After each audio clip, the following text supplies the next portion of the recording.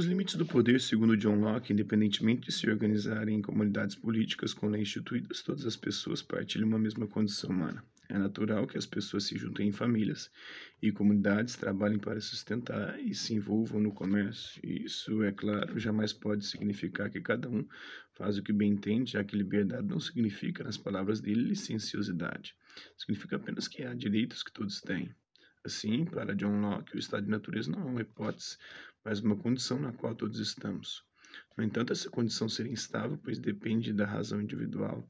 No entanto, no estado de natureza, cada pessoa seria juiz e executora de uma única lei natural, que é a lei de Deus, que John Locke identifica com a lei da razão. Por isso, segundo John Locke, é melhor sair do estado de natureza e renunciar ao poder individual de julgar e de executar, incumbindo outras pessoas desse papel. Assim, a segurança dos bens, das vidas e das liberdades individuais ficaria mais bem garantida.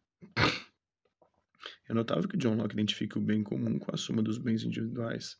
Não é para cuidar uns dos outros que as pessoas criam leis e regras para limitar o poder individual, mas por interesses particulares. Para melhorar a vida, as pessoas concordariam em ter seus direitos limitados nesses pontos específicos, julgar e executar conforme a própria razão. Por isso, é apenas por isso, segundo o filósofo, cabe estabelecer um governo civil. A única maneira pela qual alguém se despoja de sua liberdade natural e se coloca dentro das limitações da sociedade civil é através de acordo com outros homens para se associarem e se unirem em uma comunidade para uma vida confortável, segura e pacífica uns com os outros, desfrutando com segurança de suas propriedades e melhor protegidos contra aqueles que não são daquela comunidade.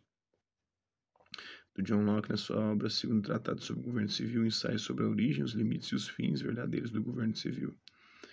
Uma vez que as pessoas concordam livremente em ser governadas, o poder e a legitimidade da autoridade política provém da vontade do povo e não da vontade divina ou qualquer outra ordem superior aos cidadãos. Esse aspecto de sua teoria serviu em diferentes épocas e lugares como justificativa para a derrubada de governos ou para tentativas disso. Segundo o filósofo, caberia ao governo e não aos indivíduos equilibrar os interesses egoístas e individualistas para evitar uma guerra civil e proteger a comunidade. Locke é considerado um precursor da teoria da divisão do poder político em três funções: legislativa, executiva e judiciária, como forma de limitá-lo. Isso influenciou muitos outros filósofos, como Montesquieu, que viveu de 1689 a 1755. O modelo adotado atualmente em muitas sociedades democráticas também se inspira em suas ideias. Agora vamos falar sobre a origem da desigualdade segundo Jean-Jacques Rousseau. No século XVIII, a refletir sobre a questão da igualdade, o filósofo Jean-Jacques Rousseau, que viveu de 1712 a 1778, distinguiu a desigualdade natural, como diferenças de idade, estado de saúde, aptidões e habilidades físicas, da desigualdade social, como a riqueza, o poder ou o prestígio. A primeira seria benéfica ou moralmente indiferente, a segunda, por ser fruto da história ou consentida pelo coletivo, acaba resultando em situações de profunda injustiça. Para Rousseau, a riqueza, o poder e o prestígio eram resultados negativos do mesmo processo histórico que tinha dado à humanidade o progresso da ciência e das artes. Para explicar essa situação ambígua, o filósofo recorre a um estado de natureza hipotético, no qual o ser humano aparece como um selvagem, isto é, naturalmente autônomo, capaz de se envolver plenamente, sem conhecer o bem e o mal, além do que necessita para sobreviver. Infelizmente, esse estado naturalmente é deteriorado com o desenvolvimento da civilização.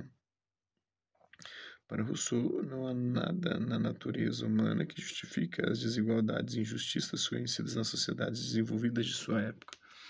Ele considera que a sociedade civil teve início com a invenção da propriedade privada, o que representou, se não a primeira origem da desigualdade, representou um grande impulso para ela. O verdadeiro fundador da sociedade civil foi o primeiro que, tendo cercado um terreno, lembrou-se de dizer isso é meu e encontrou pessoas suficientemente simples para acreditá-lo. Está na obra Discurso sobre a Origem e os Fundamentos da Desigualdade entre os Homens, do Jean-Jacques Rousseau. Com isso, os indivíduos teriam passado a depender daquilo que era produzido ou possuído por outros e, consequentemente, desenvolveu-se uma dependência mútua, ou seja, uma perda da liberdade natural. As ideias de Rousseau romperam com todo o modo de pensar da época. Em vez de justificar por que o estado civil seria melhor que o de natureza, ele afirmou justamente o contrário: o homem nasce livre por toda parte, encontra-se a ferros, preso, acorrentado. Assim, Rousseau expõe como as luzes da razão elogiadas como progressivas ou progressistas pelo iluminismo vêm acompanhadas de trevas, e o desenvolvimento da civilização implica um declínio da liberdade e da autonomia. Está na obra do contrato social, né? Rousseau tem perseguido constantemente por causa de suas obras consideradas heréticas, ele foi obrigado a mudar-se muitas vezes. Ele morreu na França em 1778. Quando se fala do contrato social, Rousseau desenvolveu sua teoria política na obra do Contrato Social de 1762. Sua proposta era criar uma organização política capaz de garantir liberdade dos cidadãos, já que o retorno ao estado de natureza seria impossível. A liberdade possível teria de ser garantida por um artifício civilizatório, justamente o contrato social ao qual o título faz referência. Em outras palavras, seria preciso inventar um estado no qual o povo fosse soberano e a liberdade fosse uma realidade, isto é, encontrar uma forma de associação que defenda e proteja de toda a força comum a pessoa e os bens de cada associado e pela qual cada um, unindo-se a todos, só obedece contra a si mesmo, permanecendo assim tão livre quanto antes. Assim mesmo, o que obrigadas a obedecer à lei, as pessoas seriam livres pois estariam obedecendo às leis que elas mesmas criaram.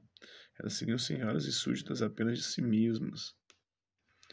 Tem um filme A Natureza Selvagem, que é baseado em um livro de mesmo nome e narra a história real de Christopher McCandless, um jovem de 22 anos que questiona a sociedade materialista e consumista dos anos de 1990 e decide buscar um novo modo de vida.